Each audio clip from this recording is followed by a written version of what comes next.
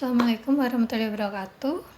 Kita lanjutkan materi kita sampai pada pertemuan ke-9 dengan temanya aplikasi penentuan lokasi kegiatan jasa, lebih khususnya pada retail. Setelah pada pertemuan ke-8 kita mempelajari tentang dasar-dasar dan konsep perkembangan kawasan retail. Kalau di pertemuan ini mungkin lebih ke aplikasi ya, lebih ke bagaimana cara menentukan lokasi retail yang baik. Sebenarnya ini harus praktek, tapi dalam video ini mungkin tidak saya jelaskan bagaimana prakteknya. Nanti bisa dicoba sendiri dengan menggunakan aplikasi GIS. Mengapa lokasi retail ini menjadi sangat penting? Karena untuk menentukan sistem target pasar, kemudian untuk menentukan investasi finansial, dan menentukan jangka waktu usaha.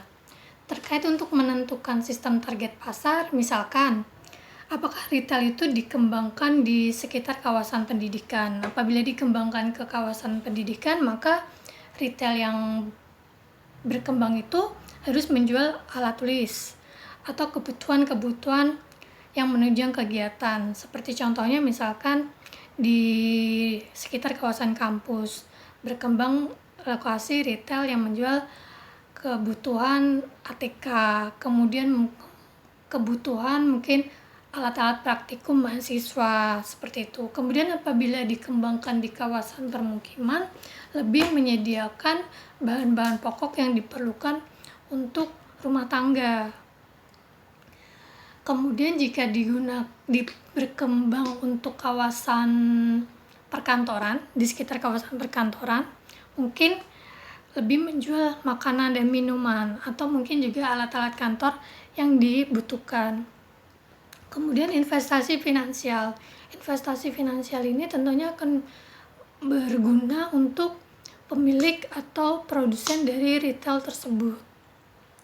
Kemudian menentukan jangka waktu usaha. Apabila kawasan retail atau lokasi retail tersebut berada di lahan yang sewa, tentunya investasi, modal, pendapatan ditentukan dengan berapa biaya sewanya, berapa jangka waktu usaha tersebut. Apakah setelah sewanya ini habis akan dilanjutkan atau memilih lokasi lain. Itu adalah alasan-alasan mengapa lokasi itu menjadi sangat penting. Kemudian seleksi lokasi. Seleksi lokasi ini bisa bertahap, yaitu dengan analisis regional, analisis area, dan evaluasi site. Semakin ke bawah evaluasi site ini semakin lebih detail. Apabila ke analisis regional, kita menggunakan beberapa unit analisis wilayah yang berbasis pada batasan administrasi, misalkan dari nasional hingga ke skala kecamatan. Apabila menggunakan analisis area, misalkan kita bisa menggunakan skala kawasan permukiman, kawasan pendidikan, misalkan, atau di desa A, di desa B, RT1, RT2. Nah, itu adalah bagian dari analisis area. Bagaimana dengan analisis atau evaluasi site?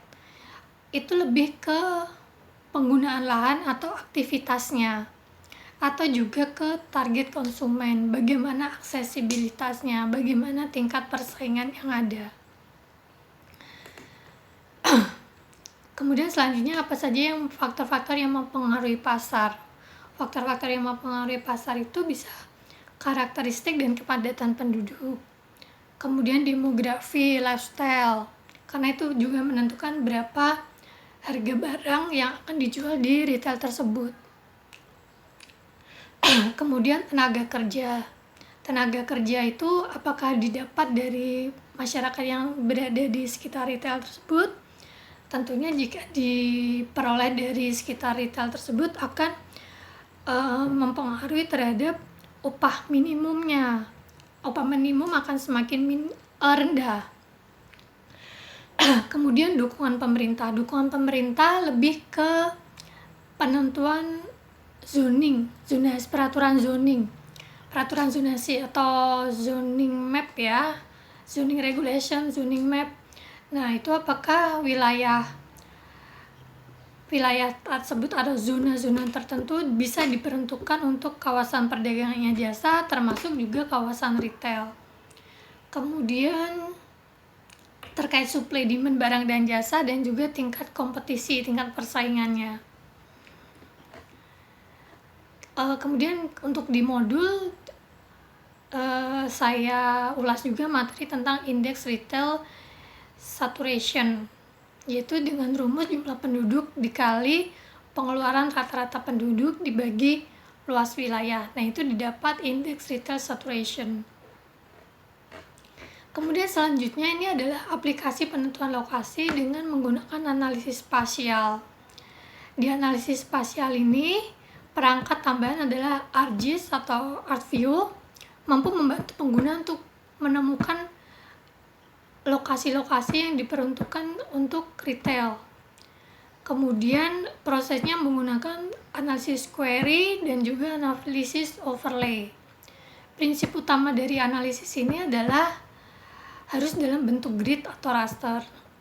Menu analisis yang digunakan: find distance, assign proximity, calculate density, sales statistics, summarize zone, histogram, tabulate area, query, and reclassify. Mungkin untuk lebih detailnya, step-stepnya apa saja sudah diulas dalam modul, bisa dipelajari lebih lanjut. Untuk materi pertemuan 9 cukup sekian. Wassalamualaikum warahmatullahi wabarakatuh.